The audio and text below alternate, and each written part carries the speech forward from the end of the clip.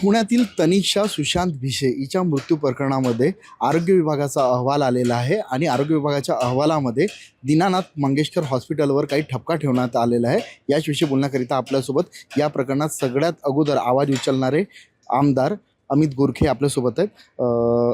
दादा, काय सांगाल, एकूणच त्या अहवालात काय म्हणण्यात आलेलं आहे आणि एखाद्या पेशंटची जी प्रायव्हेट जी हिस्ट्री असते, मेडिकल हिस्ट्री, ती डिस्क्लोज करणं योग्य आहे का, त्याविषयी काय म्हणणं? हा प्राथमिक अहवाल आहे। डॉक्टर राधाकृष्ण पवार यांनी हा आरोग्य विभागातर्फे हा अहवाल त्यांनी पोलिसाला तिथे सबमिट केला होता। मी सुरुवातीपासून सांगतोय की डॉक्टर मंगेशकर हॉस्पिटल ज्या उदात्त हेतूने चालू केलं होतं त्या उदात्त हेतूला खऱ्या अर्थानं डॅमेज करण्याचं काम डॉक्टर घैसास आणि त्यांच्या टीमनी केलं। त्या अहवालामध्ये CCTV फुटेजच्या आधारे 5 तास त्या ठिकाणी पेशंट एका जागी बसलं होतं व इतर कुटुंबीय धावपळ करत होते, हे असं दिसलेलं आहे। त्यामुळे डॉक्टर घैसास हेच ह्या सगळ्या प्रकरणाला खऱ्या अर्थानं तेच दोषी आहेत आणि त्यांचं जे वैयक्तिक आयुष्यातल्या काही गोष्टी पेशंटच्या जाहीर करणं ही चूकही त्यांच्यामार्फत झालेली आहे।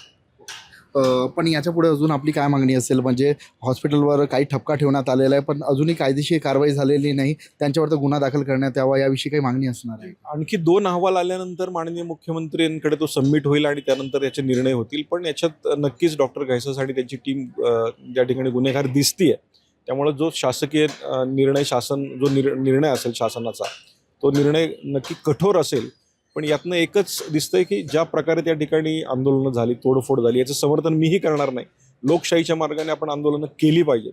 आज मंगेशकर कुटुंबीय असेल, मंगेशकर हॉस्पिटल असेल, अनेक पेशंटला त्यांनी खऱ्या अर्थाने वाचवलेलं आहे आणि पण एक गोष्ट ही जी डॉक्टर घैसास आणि त्यांच्या टीमकडनं घडली, त्या चुकीमुळे खरं तर ह्या सगळ्या हॉस्पिटलला भोगावं लागतं। आपण पाहू शकतो की या प्रकरणातील जे दोषी आहेत डॉक्टर घैसास, त्यांच्यावर त्या योग्य ती कारवाई करण्यात यावी अशी मागणी भाजप आमदार अमित गोरखे यांनी केली आहे। गोपाल मुडगरे, साम टीव्ही न्यूज, पिंपरी चिंचवड।